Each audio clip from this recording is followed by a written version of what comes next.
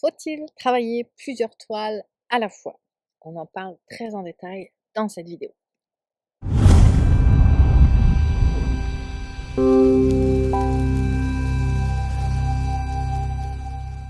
Bonjour, ici Lily Flore, artiste peintre et professeur de peinture et créativité. Beaucoup de gens pensent, artistes ou pas artistes, qu'il faut vraiment travailler sur une toile et la terminer avant d'en commencer une autre. En fait, moi, j'ai pensé ça pendant très très longtemps aussi, mais je me suis rendu compte par le hasard un peu que travailler sur plusieurs projets et toiles à la fois pouvait être très bénéfique. Alors, aujourd'hui, on va rentrer dans les détails. On va parler du pourquoi, on va parler des limites, à qui ça s'applique, dans quelle situation. On va parler aussi on va parler d'émotions également, vous allez voir. Et puis après, je vais vous donner un peu des trucs un peu plus concrets sur combien de toiles à la fois, dans quelle situation, comment choisir les projets, bref, comment appliquer tout ça concrètement. Je vous rappelle, bien entendu, avant que pour me montrer que vous êtes là et continuer de me donner envie de faire des vidéos gratuites pour vous, de mettre un petit pouce levé, un commentaire si vous me regardez sur mon site web ou sur YouTube, abonnez-vous à la chaîne YouTube et surtout inscrivez-vous sur lilyflore.ca. Ceux qui sont déjà inscrits doivent être tannés de m'entendre de le dire tout le temps. Ah, les petits oiseaux. Mais c'est vraiment là que ça se passe parce que maintenant les algorithmes ne vous montrent pas, même si vous êtes abonné à la chaîne YouTube, il ne va pas tout vous montrer. Donc il faut activer la petite cloche. Mais le mieux, ça reste quand même de vous inscrire sur lilyflore.ca parce que je vous envoie tous les dimanches une infolettre avec la dernière vidéo courte ou longue en fonction si c'est un article rapide ou pas. Donc on se retrouve là-bas. Alors, pourquoi? On va commencer par ça. Pourquoi travailler sur plusieurs projets en même temps? Alors d'abord, dans ce petit chapitre rapidement, je vais juste vous rappeler que les 3 vidéos précédentes, j'ai parlé de ce pourquoi. J'ai parlé par exemple de l'intérêt de prendre du recul sur une toile. J'ai parlé aussi de que ça peut nous débloquer. Donc, comment ça peut nous débloquer, en fait, de travailler sur plusieurs projets en même temps. Et j'ai parlé aussi à quel point moi, je me suis rendu compte que ça me faisait progresser de travailler sur plusieurs projets en même temps. Donc, je ne vais pas répéter dans cet article-là ces pourquoi-là. Je vous invite à aller les voir. Si vous ne savez pas c'est où, eh bien, en fait, juste en dessous de cette vidéo, il va y avoir le lien vers l'article de blog que je suis en train de vous faire là. Et là-dedans, il va y avoir les liens vers les 3 vidéos et articles dont je viens vous parler. Donc ça, c'est super important. Ça nous permet de prendre du recul. Moi, ça me permet de prendre du recul, d'avoir un regard neuf, de changer le mal de place. Ça me permet d'éviter de tourner en rond sur une toile et ça me permet de progresser. Mais ça a aussi des limites. On va aussi voir d'autres points sur le pourquoi, mais un petit peu plus bas, vous allez voir.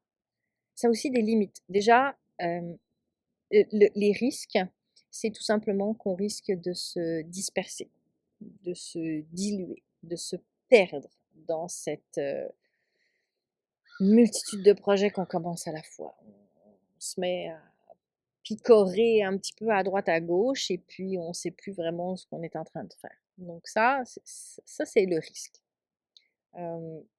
C'est sûr que ça va dépendre des personnes, on va en parler plus bas.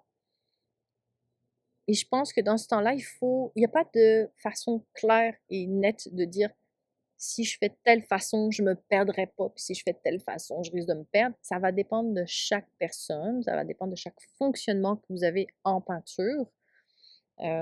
Et il faut être à l'écoute de ça. Je pense que la clé, elle est là. C'est-à-dire que c'est un risque, donc il faut être à l'écoute. Vous êtes en train de travailler sur plusieurs projets.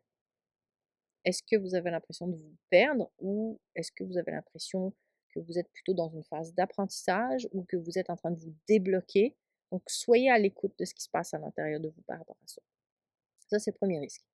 Le deuxième risque, c'est de ne jamais revenir sur une toile qui nous bloque. C'est-à-dire, on la laisse de côté, on se dit, je travaille sur d'autres projets, je reviendrai plus tard, et finalement, on ne revient jamais dessus. Moi, je dois vous avouer que c'est quelque chose qui m'arrive seulement avec les grands formats. C'est-à-dire que quand c'est des petits formats ou que c'est sur cahier ou moyen format, rarement ça m'arrive. Forcément, à un moment donné, je vais reprendre la toile puis je vais travailler dessus. Mais sur les grands formats, c'est quelque chose c'est un piège dans lequel il m'arrive régulièrement de tomber. Jamais à 100 dans le sens qu'au bout de 3 ans quand même, je vais la reprendre puis je vais soit la finir, soit la recouvrir au complet. C'est plus souvent la deuxième option d'ailleurs, mais quand même, ça c'est un piège à savoir. Puis, moi je pense que ma façon de me dire: «C'est pas grave», c'est que je me dis que je peins pour me faire du bien puis pour m'amuser, donc c'est pas grave s'il y a une grande toile que je finis pas, puis qu'un jour je la prends puis je la recouvre puis je fais autre chose avec, c'est pas grave. Mais c'est un risque. Le troisième risque, c'est d'avoir tellement de projets commencés que quand vous arrivez dans l'atelier ou que vous sortez vos projets dans votre cuisine, ben, vous savez plus vous avez trop de choix. Un peu comme des fois quand on va à l'épicerie puis il y a tellement de choix qu'on préfère ne rien prendre parce que ça nous fait tourner la tête. Moi, dans ce temps-là, quand je tombe là-dedans, je fais exactement comme si j'étais à l'épicerie, c'est-à-dire que je prends un truc au hasard et hop, j'y vais. Donc c'est une façon de détourner ce risque-là si jamais vous tombez dedans. Les autres limites, le fait de travailler sur plusieurs projets en même temps, ça va vraiment dépendre des personnes. Ça va dépendre, mais c'est pas vraiment une question de personnalité, c'est plus une question de fonctionnement.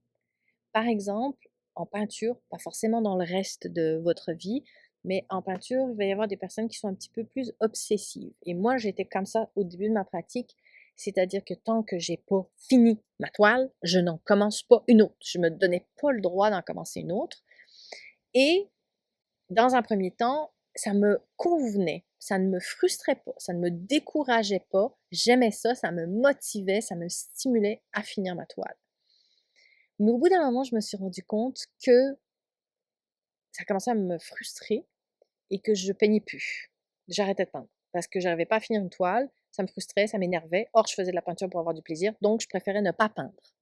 Là, par contre, ça, là, c'est important de se dire non, j'ai le droit d'être aussi papillon, c'est-à-dire de butiner, d'aller à droite, à gauche et de changer de projet. Donc, ça va vraiment dépendre des fonctionnements. Ce qu'il faut à chaque fois, c'est être à l'écoute si c'est quelque chose que vous aimez ou qui vous frustre. Parce que pareil, si vous êtes un papillon, que vous butinez à droite à gauche tout le temps, et que vous vous rendez compte que ça vous plaît, et que ça vous fait plaisir, et que ça vous fait du bien, et que vous êtes dans l'exploration et la découverte, c'est génial. Mais si vous vous rendez compte que ça vous frustre parce que vous avez plusieurs projets qui sont commencés et qui sont pas terminés, là par contre, c'est que vous allez peut-être trop dans le papillonnage. Donc, il n'y a pas de façon claire de dire c'est pas bien si pendant 6 mois tu finis jamais une toile, ou il faut que tu termines toutes tes toiles avant d'en commencer 3 autres. C'est toujours être à l'écoute de ce qui vous fait du bien, de ce qui vous fait plaisir ou de ce qui vous frustre. Dès que vous êtes dans la frustration, en tout cas moi c'est mon avis, il y en a d'autres qui vont vous dire autre chose, mais moi je pense, je fais ça pour du plaisir, pour du bonheur, pour du bien-être. Donc, j'ai pas envie de tomber dans la frustration. Donc, si je papillonne trop, que ça me frustre, ben, je vais essayer de me concentrer plus. Si je suis trop obsessive sur certaines toiles et que ça commence à me frustrer, ben, je vais me laisser le droit de papillonner. Donc, ajuster en fonction de votre ressenti. Ça peut changer vraiment dans les périodes de votre vie. Moi, ça bouge, ça change. Je suis plus papillon, mais ça bouge, ça change. Mais par exemple, quand j'ai une commande, ben là, je suis plus obsessive dans le sens où j'ai une commande à honorer, donc là, je vais beaucoup plus me concentrer sur une toile. Et ça ne me frustre pas parce que je le sais qu'une fois que je ne prends pas beaucoup de commandes, j'en prends dans certaines situations. J'attendais que l'avion passe. Donc, justement pour cette raison, parce que je sais que quand j'ai une période un peu plus concentrée sur une toile, si ça dure trop longtemps, bah, je peux tomber dans la frustration. Donc, je vais prendre très peu de commandes et avec des personnes qui sont très ouvertes et qui me laissent beaucoup de liberté et de temps. Mais on peut vraiment passer d'une période, dans des périodes de notre vie, d'une phase à l'autre. Il faut savoir aussi que quand on est dans une phase un petit peu plus obsessive, concentrée sur une toile, il n'y a pas juste la frustration qui peut être un facteur pour vous dire que c'est le temps peut-être de prendre un autre projet, il y a aussi le blocage. Le blocage, j'en parle justement dans une des vidéos précédentes que j'ai fait. C'est parce que quand on est bloqué face à une toile, bah, c'est quand même bête si on peint plus parce qu'on est bloqué. Donc le fait de papillonner, ben, on peint et ça nous aide à continuer de peindre même si on est bloqué sur une toile. Donc ça, c'est super important. Hem, Quand on est plus papillon comme moi, aussi, c'est intéressant de se dire que le fait de me concentrer juste sur une toile, ça me donne l'impression d'être prisonnière, d'avoir un objectif logique qui est de finir la toile. Or, ma créativité, quand je suis dans un objectif logique, elle diminue. Donc, ma toile, je vais peut-être la finir, mais elle va être moins authentique. Elle va être moins vibrante parce qu'au bout d'un moment, je vais être tellement pognée dans la logique de la terminer que le souffle créatif, l'imagination va moins se manifester quand je vais être en train de peindre. Fait que ça, c'est important aussi, je trouve, à savoir. Dans Là, je suis dans la où je vous parle à qui ça convient, de travailler sur plusieurs projets. Il y a aussi une question de place, en fait, tout simplement. Donc, quand je parle de travailler sur plusieurs toiles, c'est sûr que, si vous n'avez pas beaucoup de place chez vous, à un moment donné, vous pouvez pas avoir, 5 toiles de commencer en même temps, là, parce qu'il y a pas la place. Donc ça rentre en ligne de compte. Par contre, sachez que quand je dis de travailler sur plusieurs toiles en même temps, vous avez remarqué que des fois je dis projet au lieu de dire toile. On n'est pas obligé de travailler juste sur des toiles. On peut travailler sur carnet, sur carton entoilé, sur papier. Donc moi, j'adore ça parce que un carnet de 70 pages, c'est gros de même, c'est grand de même. Et donc, je peux avoir 70 projets dedans. Je ne vais pas travailler sur 70 projets en même temps, mais c'est pour vous donner l'idée que ça ne prend pas beaucoup de place. Les cartons entoilés, c'est pareil, ça s'empile, c'est épais comme ça. Des papiers, c'est pareil. Donc, on peut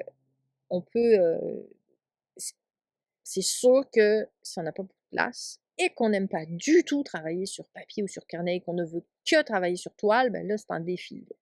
Et là, le défi est encore plus grand si vous êtes du genre à travailler sur très grand format. Mais là encore, grand format, si vous aimez ça parce que ça libère votre geste, mais vous n'êtes pas obligé de travailler sur toile. Vous pouvez avoir un plywood, un contreplaqué, et puis agrafer de la toile en grand format. Vous pouvez même aller acheter des draps au bazar, par exemple, là, et vous mettez du gesso et vous pouvez travailler en grand format ou sur du papier. Vous achetez des rouleaux de papier, vous agrafez votre papier, vous travaillez sur grand format. C'est tout à fait faisable aussi.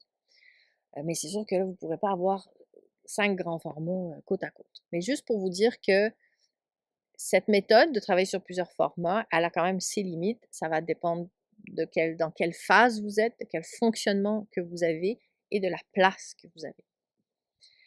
Mais ça reste que ça a d'énormes avantages. Je vous ai dit d'aller voir un petit peu plus avant, là, un peu plus haut, je vous ai parlé de 3 vidéos que j'ai déjà faites, mais je voulais parler d'autres avantages ici que moi je trouve les plus importants, en fait. Et c'est des avantages auxquels on pense moins. On pense plus pratico-pratique. Je prends du recul, je débloque sur une toile, je progresse, fait que ça, c'est comme très pratico-pratique. Mais il y a aussi une gestion de votre pratique artistique. Je m'explique. La première, c'est une gestion des émotions. Moi, personnellement, mes émotions, je peins beaucoup avec mes émotions. J'aime peindre en fonction de ce que je vis, de ce que je ressens dans le moment, où j'aime transformer mes émotions grâce à la peinture. Fait que c'est très en contact avec moi-même, en connexion avec moi-même. Et donc, il y a des fois, j'arrive dans mon atelier et mon état d'esprit, il n'est pas du tout cohérent avec la toile que j'ai travaillée la veille. J'ai pas envie de travailler dessus. C'est une énergie qui est différente de celle que j'ai dans le moment. C'est une émotion que j'ai pas envie de revivre sur le moment. J'ai envie de travailler autre chose. Et donc, je vais prendre un autre projet. Parce que si je m'oblige à travailler, on va être très pratico-pratique. Si la veille, je travaillais sur un paysage un peu mystique, brumeux, un petit peu sombre, un peu magique, mais que là, j'ai envie de travailler sur quelque chose de joyeux, genre coucher de soleil, plein de couleurs, ben, ça ne me tente pas d'aller travailler sur mon projet précédent qui est comme beaucoup plus foncé, brumeux, moins lumineux. Ça ne me tente pas. Fait que là, je vais sortir mon projet qui est plus coloré, avec un fond coloré, où je vais commencer un nouveau projet, puis je vais y aller en mode coucher de soleil, avec des couleurs dans tous les sens. Puis le surlendemain, je reviens, puis je vois mon coucher de soleil, puis je suis comme, ouais, mais c'est too much pour moi, c'est trop, ça me tente pas, j'ai envie de quelque chose de plus calme, de plus apaisant. Est-ce que j'ai envie de retourner sur mon projet mystique? Peut-être. Si c'est pas le cas, je peux prendre un autre projet qui est comme, je sais pas moi, un océan ou un lac qui est plus apaisant.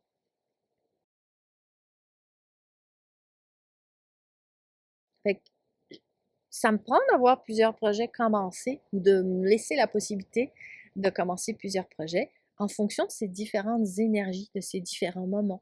Parce que si je me dis que je m'oblige à travailler sur mon projet mystique, par exemple, que j'arrive dans mon atelier puis que ça ne me tente pas, qu'est-ce que je risque de faire? Soit de travailler quand même et de gâcher ma toile, soit de me dire, ben, je ne fais pas de peinture aujourd'hui. Mais dans tous les cas, je ne suis pas gagnante, là. Fait que cette gestion des émotions-là est vraiment bien plus facile quand vous avez plusieurs projets en parallèle. Pas forcément sur toile, je le rappelle, ça peut être sur cahier, sur carton toilé, sur papier, etc. etc. L'autre point super intéressant en termes de gestion de la pratique artistique, c'est-à-dire que on a déjà parlé du blocage. Une toile résiste, on n'arrive pas, ou alors on n'a pas les compétences, il faut travailler certaines choses, puis on n'a pas envie de les travailler. C'est quand je faisais du portrait, des fois, il fallait que je travaille une certaine technique, puis le lendemain, j'avais pas envie de la travailler, cette technique-là. Donc, de se permettre de travailler sur d'autres projets. J'en ai déjà parlé dans l'autre vidéo, mais je voulais le réaborder avec vous. C'est plus une question de, comment dire, de rester en action. Parce que qu'est-ce qui se passe quand on bloque sur une toile? C'est qu'on risque de ne pas peindre. Puis si on ne peint pas un jour ou deux, pas très grave, une semaine ou deux même, c'est pas très grave. Mais si jamais ce blocage il persiste, on commence à perdre de la motivation, perdre l'habitude de peindre. On va même oublier certaines choses. Donc on va quasiment même régresser. Donc en termes de gestion de notre pratique artistique, de garder la bonne habitude de peindre, moi je trouve que depuis que je travaille sur plusieurs projets en même temps, c'est beaucoup plus facile. Vraiment, genre 10 000 fois plus facile. Parce que j'ai une toile que j'ai pas touchée depuis, non, pas un an, un peu moins d'un an maintenant, parce que je l'ai retouchée l'année passée. J'en ai une autre que j'avais laissée de côté pendant 2 ans. Je l'ai reprise, je l'ai travaillée pendant 6 mois. Je l'ai laissée de côté pendant 3 mois. Et là, je l'ai reprise à nouveau il y a un mois, mais depuis, je ne l'ai pas retouchée. Mais imaginez si c'était juste cette toile que je travaillais, ça serait hyper erratique ma pratique artistique, mais ma progression serait erratique, voire je régresserais. Donc, ça permet vraiment une meilleure gestion de notre pratique artistique de travailler sur plusieurs projets. Ensuite, de façon très concrète, si je travaille sur un projet et que je n'ai plus de bleu et que je suis en train de faire un océan avec plein de bleu, puis que j'en ai plus ou presque plus, ben, le temps que j'aille au magasin, il faut que je trouve le temps pour y aller. Il faut que des fois, j'ai le temps d'y aller, mais j'y vais pas parce que je me dis, ben, tant qu'à y aller, vu que c'est loin, je vais d'abord faire l'inventaire de tout ce qui me manque pour être sûr de pouvoir y aller ou de faire une commande en ligne. Et puis, je le fais pas, cet inventaire. Donc, qu'est-ce que je fais? Je repousse, puis là, je vais pas au magasin ou je commande pas et donc je peins pas parce qu'il me manque ma couleur. Alors que si j'ai des projets de différentes couleurs, on va en revenir d'ailleurs de quel projet avoir, eh ben, je peux juste aller regarder les couleurs que j'ai disponibles puis travailler les projets en fonction. Ça peut être ça, mais ça peut être aussi en lien avec les saisons. Mais en gros, ça adapte en fonction de ce que vous avez. Vous pouvez adapter puis travailler sur le projet qui correspond plus à ce que vous avez dans le moment. Alors, ça, c'est de façon un peu plus générale, on va dire, mais là, plus concrètement, même si j'ai commencé à parler avec les couleurs, comment on va l'appliquer? Combien de toiles et de projets en même temps? Comment choisir les projets? Et comment éviter d'accumuler les toiles abandonnées? Ça, combien de toiles et de projets en même temps? Première chose. Personnellement, je pense qu'il n'y a pas de limite, sincèrement. Mais je pensais pas toujours ça. Au début, je m'étais limitée à 4 projets dans un premier temps, en même temps. Parce que au début, je sentais que si j'allais au-delà de ça, j'allais me perdre, me diluer, j'allais papillonner et ça allait me frustrer. Donc, j'avais besoin de me poser cette limite-là. J'avais besoin de me dire 4 max.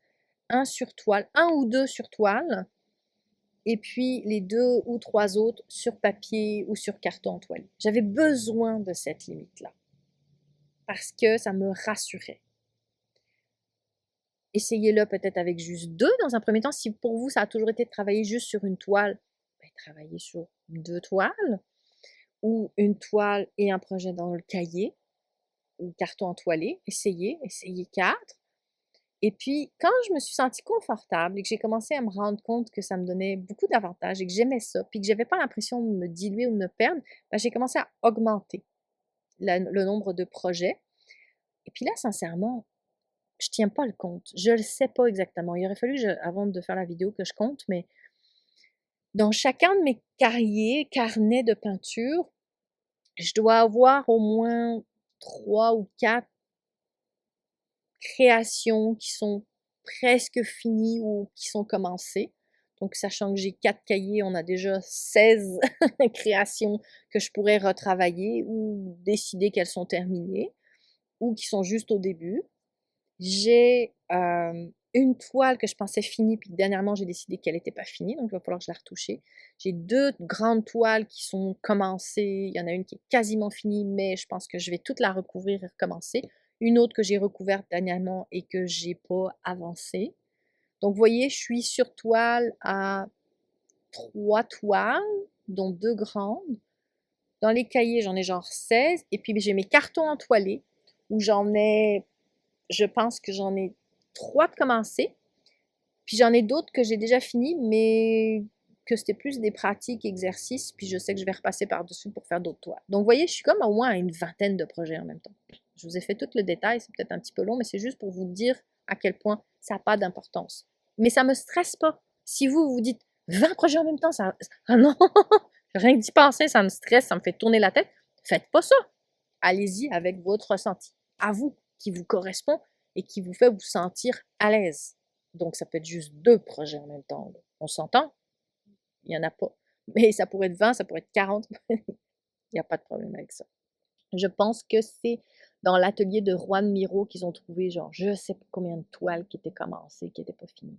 Je pense, j'ai 30 dans ma tête. Puis on parle de toiles, là. On parle pas sur cahier, là. Vraiment de 30 toiles. Bref. Donc, allez chercher le nombre qui vous semble vous correspondre et qui ne vous fait pas paniquer. Comment choisir les projets? Là encore, ça va dépendre de beaucoup de gens. Personnellement, moi, j'aime bien avoir des projets qui sont plus dans les teintes froides, plus dans les teintes chaudes. J'hésite comme ça parce que dans le fond, j'ai plein de variations, mais la variation qui me tient le plus à cœur et que je trouve importante, c'est d'en avoir plus dans les teintes froides et d'autres plus dans les teintes chaudes parce qu'en fonction de mon humeur du moment, je vais me brancher plus sur l'un ou sur l'autre. Mais je vais en avoir aussi des, comme je parlais tantôt, qui sont plus apaisants ou mystiques, magiques, avec de la brume, et d'autres au contraire qui sont éclatants, comme les couchers de soleil. Je vous parle de ça parce que ces temps-ci, c'est exactement ce que je suis en train de vivre. Je travaille beaucoup en parallèle ces 2 états d'âme-là sur mes toiles. Je vais en avoir certaines qui vont être beaucoup plus de l'eau, avec un horizon très plat, d'autres où on est plus dans la forêt, avec des cascades, des rivières, des sapins, beaucoup de verticales, de lignes verticales. Je vais en avoir certains avec des petites maisons, d'autres pas du tout de traces d'humains. Je vais en avoir des plus détaillés, le style aussi, d'autres plus abstraits. Donc, en fonction de mon envie, je vais aller vers l'un ou vers l'autre. Fait que je vais avoir différents degrés de réalisme, de figuratif ou d'abstraction. Donc, allez chercher justement les différentes choses qui vous tentent. J'ai eu une période où je faisais du portrait, donc j'avais du portrait en parallèle de mes paysages. Ces temps-ci, j'en fais plus. Allez chercher en fonction de ce qui vous fait vibrer pour être sûr que quand vous arrivez dans votre atelier, vous avez le choix entre plein de choses que vous aimez. Comment éviter d'accumuler les toiles abandonnées? Bah écoutez, moi, personnellement, je repeins sur mes toiles. C'est-à-dire que si je me rends compte qu'il y a une toile qui est abandonnée depuis trop longtemps et que il n'y a rien qui me vient sur cette toile, vraiment rien, et ben je vais repeindre par-dessus. Ou, si je l'aime beaucoup, même si elle n'est pas finie, mais que ça correspond à une période de ma vie, puis j'ai envie de garder ce souvenir-là de quand j'ai peint ça, je vais la décrocher, enlever les agrafes en arrière, je vais la rouler, et je vais la garder et puis je vais raccrocher une nouvelle toile sur le châssis. Donc ça va m'éviter comme ça d'accumuler. C'est ça. J'ai pas d'autre chose à dire par rapport à ça. Bref, en conclusion, il n'y a pas une bonne façon de travailler, il y a votre façon à vous de travailler. Tout ce que je vous ai dit là, dans cette vidéo, c'est de rester à l'écoute. C'est ça qu'il faut retenir. Restez à l'écoute de ce qui vous fait du bien, de ce qui vous fait plaisir, de ce qui vous met dans une zone de bonheur. Et quand vous arrivez dans la zone de frustration, ben, laissez ça de côté. Alors après, il y en a qui me disent, oui, mais si je finis jamais une toile, je ne vais pas progresser. Mais si ça vous frustre de ne pas progresser, et bien à ce moment-là, si ça vous frustre plus de ne pas progresser plutôt que de travailler sur une toile qui vous frustre, bon ben travaillez sur la toile puisque vous voulez vraiment avancer puis progresser sur cette toile-là particulièrement. Mais si vous vous rendez compte que de ne pas progresser sur une toile ou de ne pas la terminer, ou même juste de ne pas progresser forcément, il n'y a pas de problème. Par contre, sachez aussi que vous pouvez peindre pour vous exercer. Vous n'êtes pas obligé de peindre toujours pour faire quelque chose de beau. Voilà. En tout cas, petit pouce levé, commentaire sur mon site web, sur la chaîne YouTube. Abonnez-vous à la chaîne YouTube. Et surtout, comme d'habitude, rejoignez-moi sur lilyflore.ca. Mais écrivez-moi dans les commentaires, est-ce que ça vous a aidé? Est-ce que ça vous a fait penser à des choses? Est-ce que vous allez essayer? Et sur combien de projets à la fois? Est-ce que vous travaillez déjà comme ça? Et sur combien de projets à la fois? J'ai vraiment hâte de vous lire. Et voilà, d'ici le prochain article ou vidéo, osez devenir l'artiste en vous. Bye!